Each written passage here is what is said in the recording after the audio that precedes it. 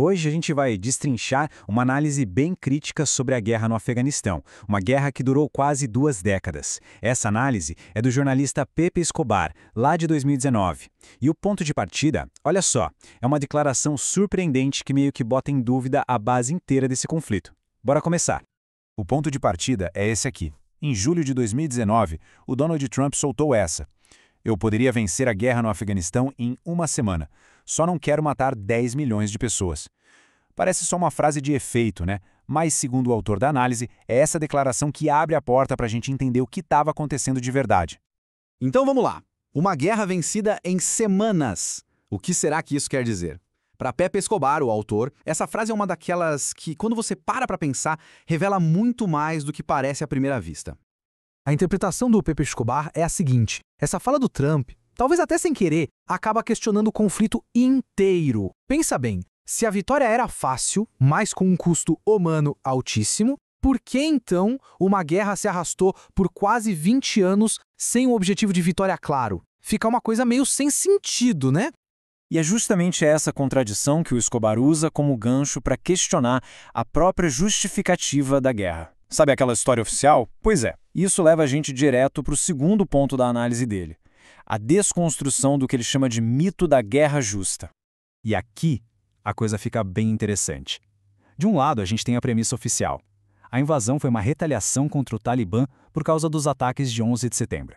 Mas do outro lado, o Escobar afirma com todas as letras: nunca foi provada nenhuma conexão direta entre o Talibã e o 11 de setembro. Então, se não foi o Talibã, quem foi?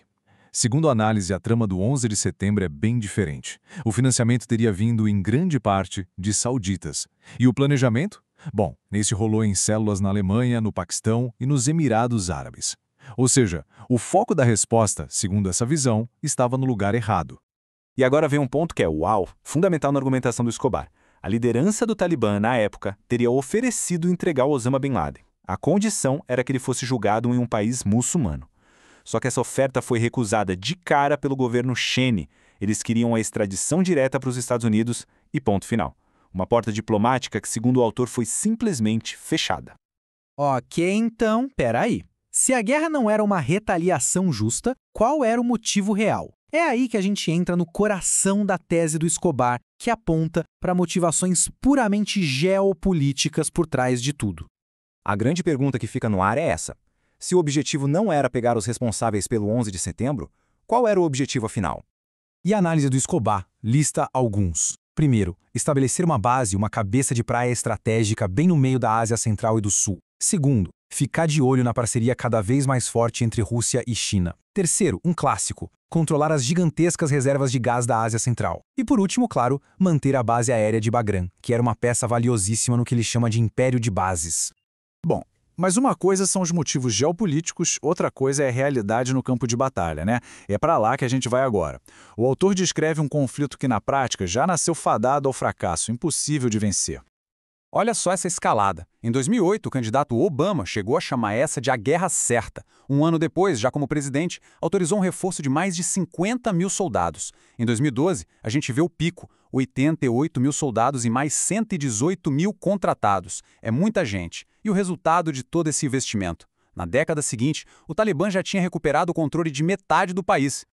E para ilustrar o quão inútil foi essa campanha militar, tem essa citação do general Stanley McChrystal, que foi comandante por lá. Ele disse o seguinte, abre aspas: "Atiramos numa quantidade imensa de pessoas, e no fim das contas, descobrimos que nenhuma delas era uma ameaça real." Fecha aspas. Pesa, né?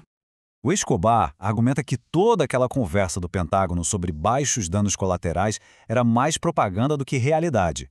O que isso escondia, na verdade, era a falta de inteligência, sabe, de informação útil no terreno. As operações eram feitas meio que no escuro, muitas vezes atingindo alvos que não tinham nada a ver com a história. Ok, então se a solução militar não funcionou, qual seria a saída?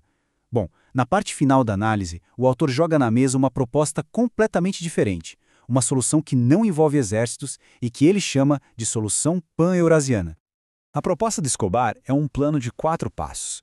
O primeiro passo seria criar um mecanismo pan-eurasiano envolvendo vários países da região. O segundo, colocar a Organização para a Cooperação de Xangai, a OCX, no centro disso tudo.